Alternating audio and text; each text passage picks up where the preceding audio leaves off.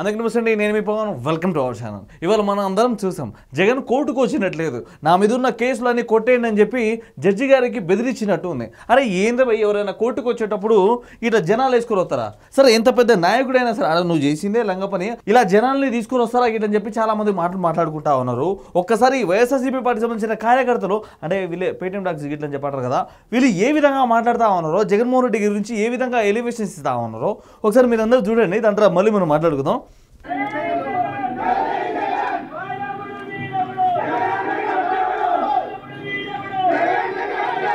వాస్తవానికి జగన్ గారికి ఎవరు అడ్డు ఉండరు. ఎందుకో చెప్పాలి, అధికారంలో లేనప్పుడే 10th క్లాస్ పేపర్లు లీక్ చేసిన జగనన్నకి ఎవరు అడ్డుంటారు చెప్పండి?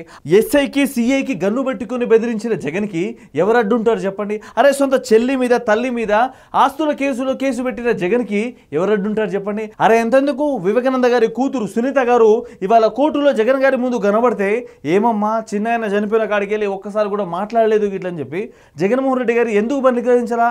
అందుకోసమే జగనన్నకి ఎవరు అడ్డుంటారు? ఎవ్వరు అడ్డుంటారు. వీళ్ళు మాట్లాడేది కూడా బాగానే ఉంది. జగనన్నకి ఎవ్వరు అడ్డుంటారు, చేసేయన్నీ జగనన్ననే చేసుకుంటా పోతాడు, దాని తర్వాత నేను చేయలేదు గిట్టని చెప్పి ప్రచారం చేసుకుంటా పోతాడు. అరే ఎక్కడైనా కోర్టుకు వచ్చేటప్పుడు ఇట్లాంటి జనాల్ని తీసుకొచ్చా అంటే వీళ్ళందరూ పైసలు తీసుకొని వచ్చిన వాళ్ళే, జగన్మోహన్ రెడ్డి మీద అభిమానంతో వచ్చిన వాళ్ళు ఇదంతా కాదు, పైసలు ఇస్తే వచ్చిన వాళ్ళే తప్ప ఏం కాదు. ఇప్పుడు ఆ కోర్టులో జడ్జి ఉంటారు. జగన్మోహన్ రెడ్డి కోర్టుకు రావడం వల్ల హైదరాబాద్లో ట్రాఫిక్ ఎక్కువ అవుతా ఉంది, ఈ వైసీపీ కార్యకర్తలు ఎక్కువ మొత్తంలో వస్తూ ఉన్నారు, నెక్స్ట్ టైం పిలవకుండా చేయాలి గిట్టని చెప్పి జగన్మోహన్ రెడ్డి వేసిన ప్లాన్ ఇది. ఈ కార్యకర్తలంతా జగన్మోహన్ రెడ్డి అభిమానం మీద రాలా, జగన్మోహన్ రెడ్డి పైసలు ఇస్తే వచ్చిరు వీళ్ళంతా.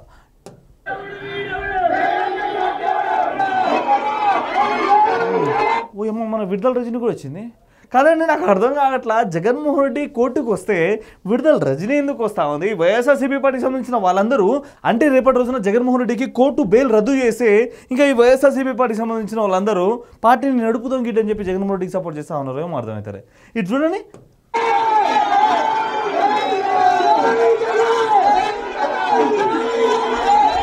నాకు అర్థం కాని ముచ్చటంటే జగన్మోహన్ రెడ్డి గారు తాడేపల్లి ప్యాలెస్ నుంచి బెంగళూరు వెళ్తూ ఉంటాడు, ఆ బెంగళూరు నుంచి గన్నవరం ఎయిర్పోర్ట్కి వస్తూ ఉంటాడు. ఎయిర్పోర్ట్కి వచ్చిన ప్రతిసారి జనాలు ఎవరు ఉండకపోతున్నాయి, కానీ ఈసారి జగన్మోహన్ రెడ్డి కోర్టుకు రావడం చూసి ఈ జనాలు ఎక్కువ మొత్తంలో రావడం ఏంటి నాకు అర్థం కావట్లేదు. అంటే జగన్మోహన్ రెడ్డి గారు పైసలు ఇచ్చి పిలిపించుకున్నారు గిట్లని చెప్పి అనిపించుకోవచ్చు కదా, లేకుంటే వైఎస్ఆర్సీపీ పార్టీకి సంబంధించిన వాళ్ళందరూ పైసలు ఇచ్చి ఈ జనాల్ని తీసుకొచ్చారు గిట్లని చెప్పి అనుకోవచ్చు కదా. ఏ రోజు రాని జనాలు ఈ జగన్మోహన్ రెడ్డి కోర్టుకి వెళ్ళినప్పుడు ఎందుకు వస్తూ ఉన్నారు అంటే ఇక్కడే అర్థమవుతా ఉంది, జగన్మోహన్ రెడ్డి వాళ్ళందరికీ పైసలు ఇచ్చి పిలిపించుకున్నాడు గిట్లని చెప్పి. ఇక్కడ చూడండి వాళ్ళు చేసే హంగామా ఎలా ఉందో. ఎవరైనా వరల్డ్ కప్ తీసుకొచ్చేటోళ్ళకి ఇట్లా ఆహ్వానం పలుకుతారు, లేకుంటే దేశానికి ఏమైనా ఉపయోగపడే పనులు చేసిన వాళ్ళకి ఇట్లా ఆహ్వానం పలుకుతారు. అరే కోర్టుకి వెళ్ళే వ్యక్తికి కూడా ఇట్లా చేస్తే ఏం చేస్తారా బాబు? రేపటి రోజున మంచి చేసే వాళ్ళకి ఎవరు జనాలు రాకపోతే అంటే ఎవరైనా అంటే రేపటి రోజున నేను నేరాలు చేస్తే నేను వెనకాల జనాలు వస్తారు గిట్లని చెప్పి చాలామంది అనుకుంటా ఉంటారు. ఏంది ఇది? కోర్టుకి వెళ్ళే వ్యక్తికి ఇట్లా జనాలు వచ్చి పిలుచుకోపోవడం అంటే ఇంకేమనాలో వీళ్ళకే అర్థమవుతుంది. అక్కడ కూడా చాలా మహిళలు ఉన్నారు, మీరు ఇక్కడ అబ్జర్వ్ చేసిరో లేదో. మళ్ళీ ఏమైనా అంటే అన్నారు గిట్లని చెప్పంటారు. ఇక్కడ మహిళ ఉంది, మీకు కనిపిస్తా ఉందా? ఇక్కడ మహిళ, అంతమంది మగోళ్ళ మధ్యలో మహిళ. మళ్ళీ ఆ మహిళకి ఏమైనా అయిందనుకో వీళ్ళు మాట్లాడతారు, ఈ వైసీపీ పార్టీ వాళ్ళు, కూటమి ప్రభుత్వానికి సంబంధించిన వాళ్ళు జగన్మోహన్ రెడ్డికి ఇబ్బంది పెట్టాలి గిట్లని చెప్పి చూస్తూ ఉన్నారు గిట్లని చెప్పి కూడా ఈ వైసీపీ పార్టీకి సంబంధించిన వాళ్ళు మాట్లాడతారు. అంటే జనాల్ని దోలుకొచ్చేది వీళ్ళే, మధ్యలో మహిళల్ని దోలుకొచ్చేది వీళ్ళే. ఆ మహిళలకి పొరపాటున ఏమైనా అయిందనుకో అది కూటమి పార్టీ మీద నెట్టేస్తారు. ఏంటండి ఇది?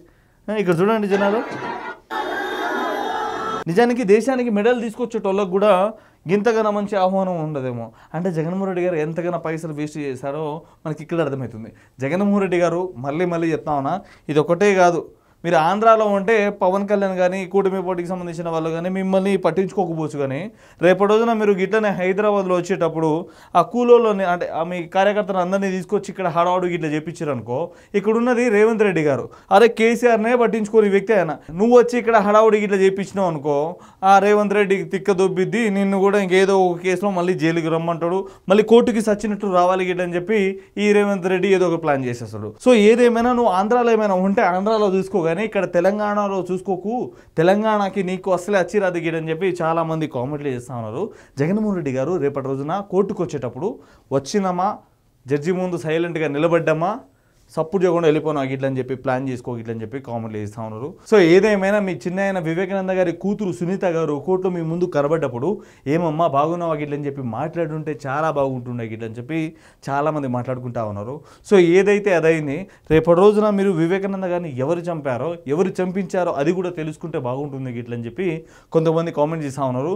ఫస్ట్ మీరు కోర్టుకి టైంకి రండి, ఆ తర్వాత వివేకానంద గారి కేసు గురించి కూడా అడగండి గిట్ల అని చెప్పి కామెంట్లు చేస్తూ ఉన్నారు. సో ఇదండి ఈ వీడియో మీకు ఎట్లా అనిపించింది కిందకి వచ్చి కామెంట్ చేయండి. సబ్స్క్రైబ్ చేయడం మాత్రం అసలు మర్చిపోకండి.